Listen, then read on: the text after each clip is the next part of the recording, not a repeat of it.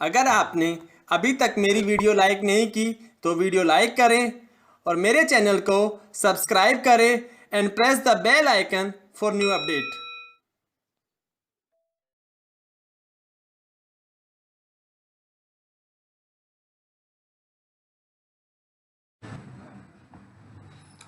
Welcome to my YouTube channel.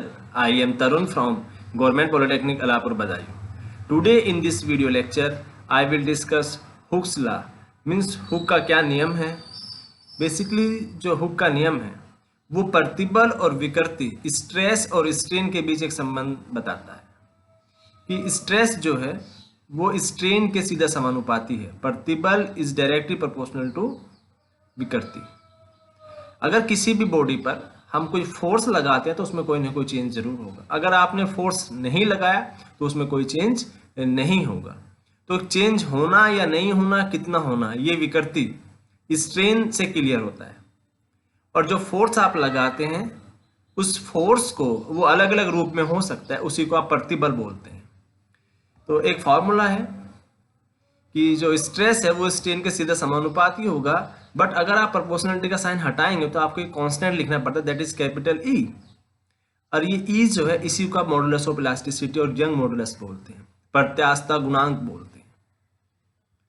Means प्रत्यास्थता जो गुणांक है वो प्रतिबल और विकृति के अनुपात को ही प्रत्यास्थता गुणांक कहते हैं।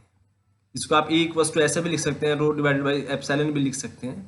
मीन्स प्रतिबल और ये विकृति को दोनों का अनुपात ही प्रत्यास्थता गुणांक कहलाता है। तीन टाइप के प्रत्यास्थता गुणांक हैं। कौन कौन से? Young modulus of elasticity, Young प्रत्यास्थता गुणांक, बल्क मॉडुलस और मॉडुलस ऑफ रिजिडिटी। अच्छा, तीन टाइप के ही क्यों हैं? 4 या 5 के क्यों नहीं है? और तीन टाइप के अगर हैं तो इनकी डेफिनेशन को आप आसान तरीके से कैसे याद कर सकते हैं, कैसे समझ सकते हैं, वो भी जानना आपको जरूरी है।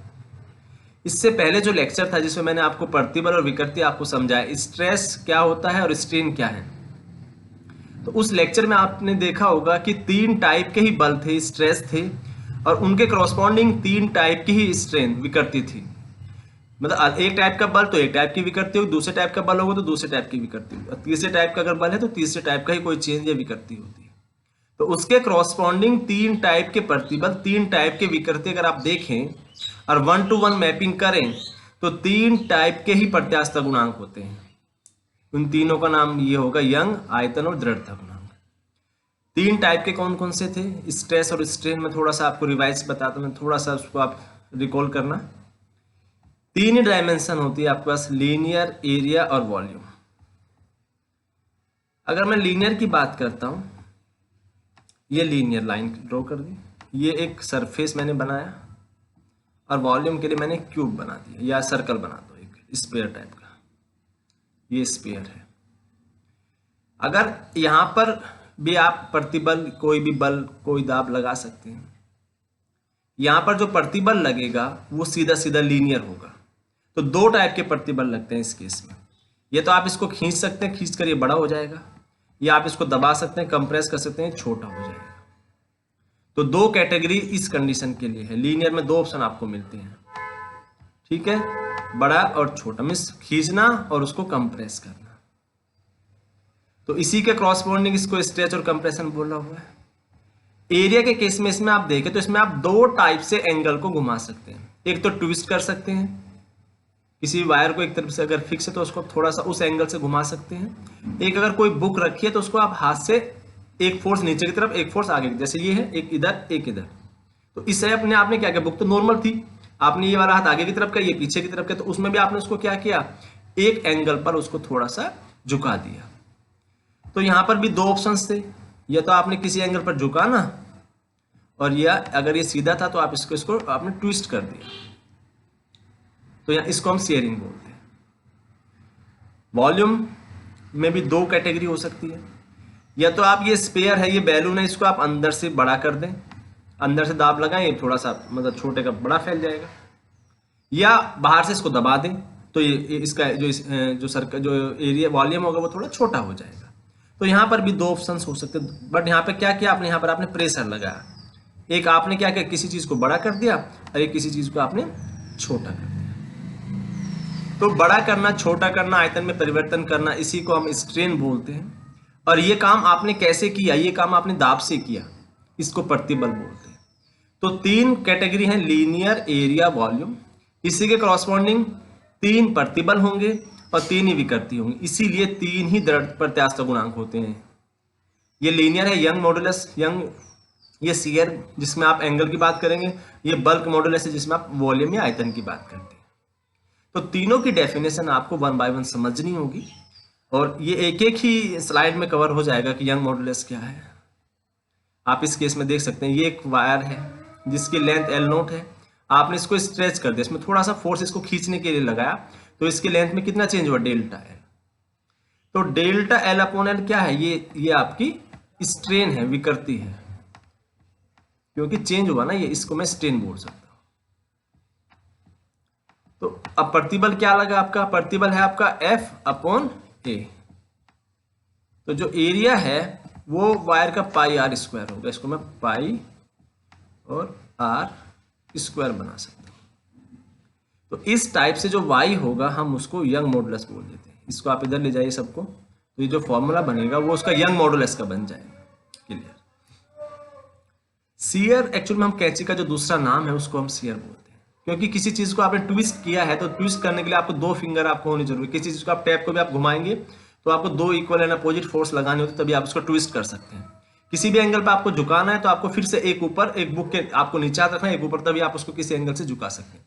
तो सीजर भी सेम इसी टाइप से काम करते हैं। आपको 2 फिंगर, एक फिंगर से सीजर ऑपरेट नहीं हो सकते, आप एक फिंगर से कैंची को नहीं चला सकते। तो इसको शियर मॉडुलस का कंसेप्ट क्या होगा, यहाँ पर देखिए आप, ये एक बुक का एग्जांपल ले लीजिए, या एक वायर का ट्विस्ट करने का भी हो सकता था। ये सिंपल एरिया है, आपने इसको थोड़ा सा किसी एंगल से झुका दिया, तो जो एंगल से आपने इसको झुकाया तो यहाँ पर जो S होगा, सिंपल अगर हम बात करें, बहुत सिंपल फॉर्मूला लिखें तो F अपॉन A तो प्रतिबल होता है, और आप अगर थीटा जानते हैं, अगर आपने डायरेक्ट कर तो आप यहाँ पर थीटा लिख सकते हैं।